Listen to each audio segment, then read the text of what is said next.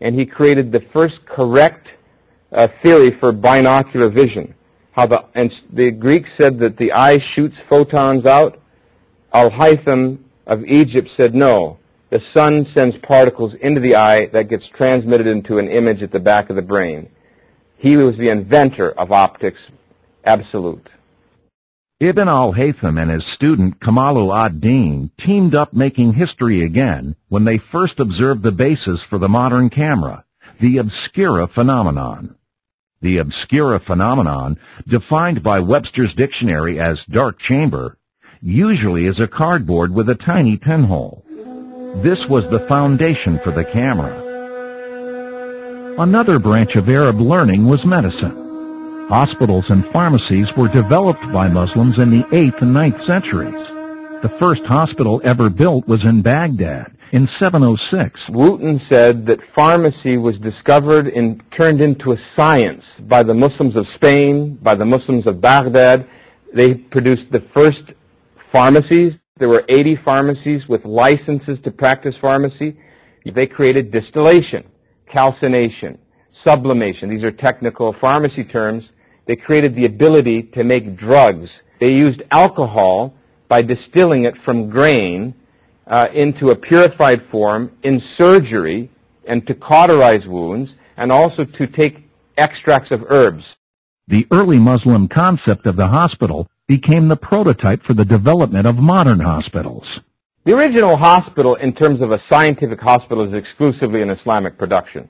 It had a bit of a model in Persia. The Christian monks and so forth conducted a hospital, but turning it into a scientific institution with a botanical garden, with a nursing staff, with charts on each patient, with medical students in tow, with accurate record keeping, with scientific studies, taking 50 patients and testing half with a certain herb, half with something else, testing bloodletting to see if it really worked, for example, which Al-Razi did and found it working for meningitis. That's exclusively an Islamic production. In fact, the hospitals were so popular for the Europeans that they would fake illness to get into the hospitals, the magnificent hospitals in Cordoba, in Cairo, and in Damascus. One of Europe's best medical schools in France was founded by Arab doctors. Islam's influence on Europe was indeed responsible for the escape of Europe from the Dark Ages.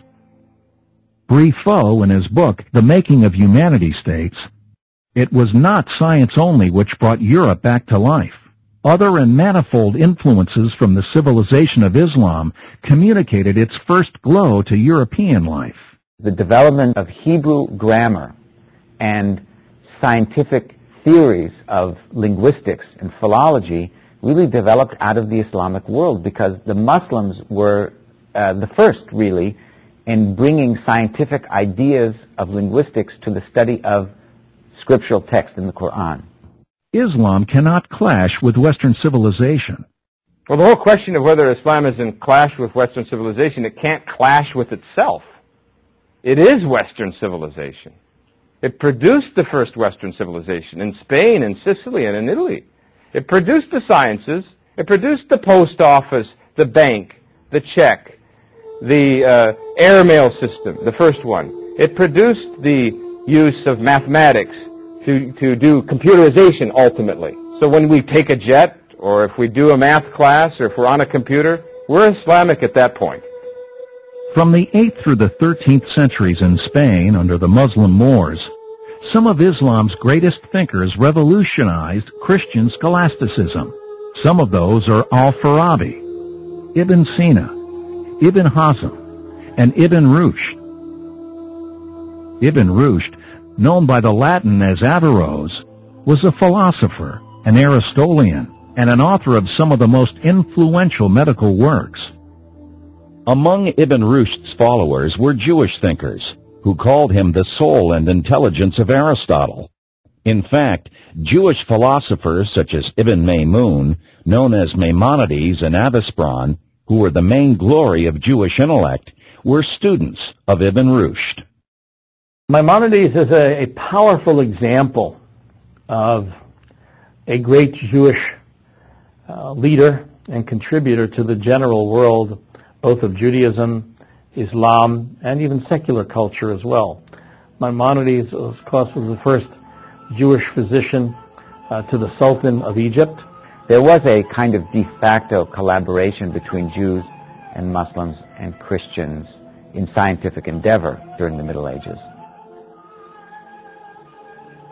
Islam enlightened the world with spirituality and social and industrial sciences, and added to the Judeo-Christian world a 1.7 billion Muslim population who adored and revered Jesus and Moses and all other Israelite prophets. We have a world which is so small. We have people of all faiths living in all places, and we have the opportunity to learn from one another, to make friends with one another.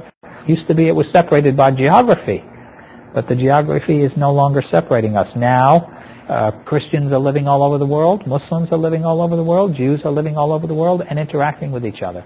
I believe positive-minded Muslims, Jews, and Christians have an obligation to work together. The word salam clearly is related to shalom, and for us that means in the Hebrew wholeness, peace. I tell them that a tree cannot live without a root, and the root of religion is love. We all have a responsibility to listen. As a people, we can't go back to segregating ourselves. That we must come together more regularly, that is something that will feed us, and for tomorrow to be a hopeful tomorrow rather than a fearful tomorrow. This is the only way to be. All religious communities, Jews, Christians, and Muslims, are forced today to re-examine those early points of contact and to reclaim the best of those points of coexistence and rationales for coexistence that exist within the tradition, and to build on that in the 21st century. I think that what we have to do to get together is have humility. All the faiths have to have more humility. Let's start a new crusade of comradeship, لنبدأ حملة جديدة, friendship. والصداقة. We're in the same camp. There is a place for acceptance of other religions within monotheism, within every expression of monotheism, but you don't always see it. We are friends, and we love one another, and help one another. We are members of the same family, sharing the great grandparenthood of a pair of people, Adam and Eve. It's absolutely critical that Muslims and Christians and Jews work together in order to understand one another better, because the essence of the divine will is really the same between all of us.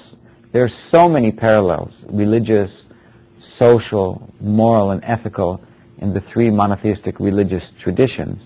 It seems just a shame that we haven't done a better job of working together. We're all part of the same family, and we really have our differences. Sometimes those differences are substantial.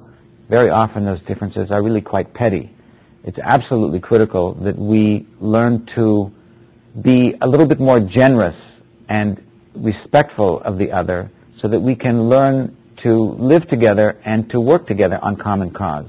I think when we draw on the best heart of our faith traditions, we have the resources from God that we need to achieve peace and to live at peace with one another. And isn't this the desire of everyone who is a lover of God, is to live at peace with God and at peace with our neighbors. And the dynamic interaction between these religions could perhaps reveal something new in our own age that no one has discovered in ages past. It's a threshold to a brand new reality, and I believe it has God all over it. During this film, we have taken you on a journey from the Prophet Muhammad's teachings and the birth of Islam through the Renaissance until today. Without Islam, the world as we know it would be very different than it is today. Islam affected major spiritual and social changes and was responsible for a multitude of inventions, forming some of today's languages, our own numbers and mathematical equations, hospitals and pharmacies as we know them today, commerce and trade, and countless other achievements. Europe's recovery from the Dark Ages might not have been so successful or even possible without Islam. Columbus would have never made it to the New World. Islam gave women dignity and rights that they never had before. It leveled the educational playing field and gave everyone the opportunity to learn, to attend higher education and universities, and it opened the way for everyone, regardless of religion or gender, to better themselves, hindered only by their own level of ambition and desire to be successful. Islam and the Prophet Muhammad also restored peace in Arabia and beyond. This was possible through his lead by example, by his rational approach in dealing with the matters he faced, and by his character. Islam's teachings are the same today as they were in the time of the Prophet Muhammad.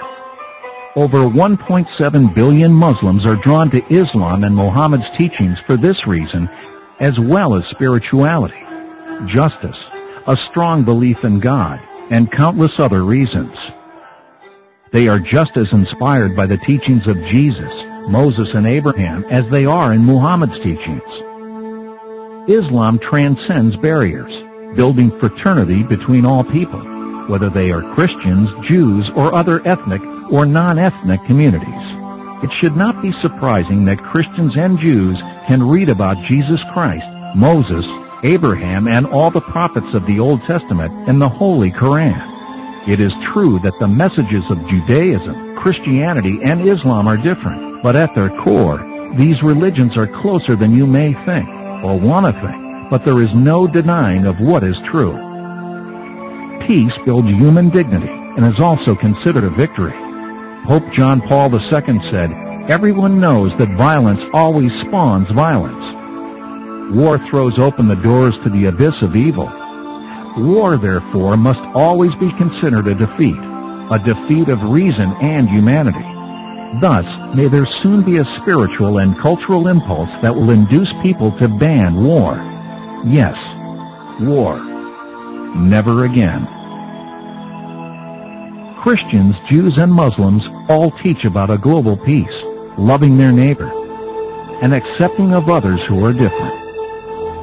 Let's all, whether we be Jews, Christians, or Muslims, learn about each other's religions, not so that we can see the differences, but that we can rejoice in the similarities.